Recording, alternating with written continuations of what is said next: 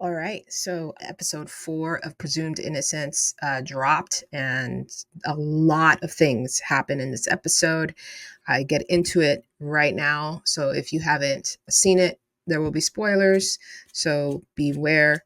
You can save this video for later after you watch, and let me know what you think of the episode because it was a good one this week, and a lot of things are making me go, And so I'd love to know your thoughts. Let me know in the comments and be sure to subscribe for more. All right, so episode opens up kind of wild. We see Kyle getting drilled. Kyle is Rusty's son.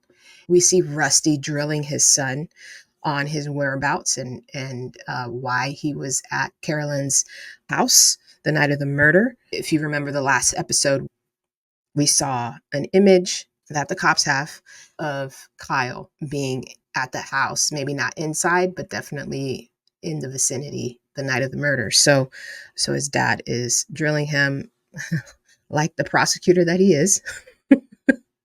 That was the way that this episode opened. So it was kind of like, hey, make sure you click your seatbelt because it's going to be a ride.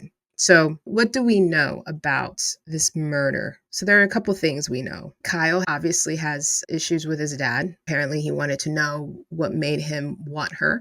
And so, curiosity got him. And he went over there because he was trying to figure out why his dad keeps going over there. We know that picture of Rusty was taken at 9:49 p.m. going into the house. At 9:24, a text comes from Carolyn, and so 9:49, Rusty arrives. They argue, at least that's what he says. And then at 11 p.m. he arrives at his house. So he was at her house for about 51 minutes. That's plenty of time to do what needs to be done, right? So it's interesting because the viewpoint, the POV for Caroline she's this really tough prosecutor, and apparently she hid evidence or concealed evidence on one of the cases. Now we see her in this episode, we see her being pictured as being cruel to Rusty. That was different take on her, getting to know her more as a character.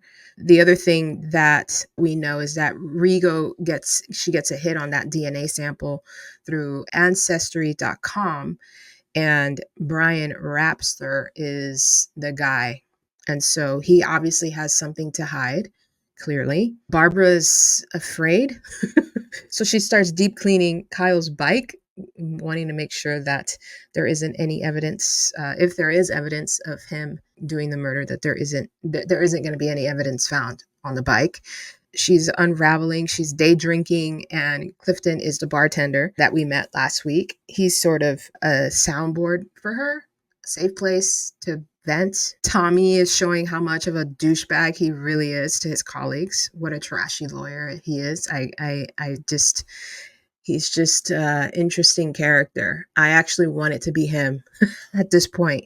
Tommy gets a file from the examiner, Herbert. Raymond reads the file, and apparently we get to know what was in the file at the end. He reads the file, and the skin was found underneath her fingernails.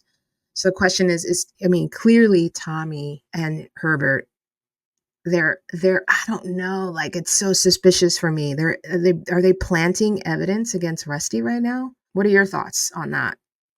Virginia's on the witness list. She is a co-worker in the office, and she knew about the two of them, Rusty and Carolyn, having an affair. The other thing that came out this week, Carolyn's son said that he had met up with his mom at one point. She told him that there was a man at work beginning to scare her. That came out in a scene with Tommy in it, and Tommy had an interesting look when that came out. Maybe Tommy was the guy.